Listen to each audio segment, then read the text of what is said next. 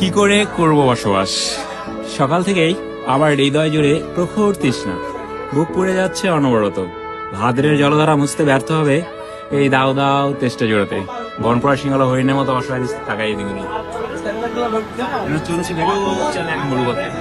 নেকড়ের মতো খেকে ওঠে রোদ আমাকে ভাবছে কাবাব রূপে। দু চোখে ক্ষুধার্ত পশুর জটর জ্বালা, পথে পড়ে তার ঘোড়ার কঙ্কাল, দুঃখ গাছের ডালে ঝুলন্ত বিজয় সাপ, বাড়িতে লুণ্ঠিত পুরো রক্ত চিহ্নময় পোশাক, আর অতিকায় মরু কাকড়া আমাকে ভয় দেখাচ্ছে। হোঁচট খেয়ে বারবার বাড়িতে মুখ তুলতে বলি। আমার চোখের তৃষ্ণা আর বুকের তৃষ্ণা এক জায়গায় আর্তনাদ করে মরা নদীর মতো।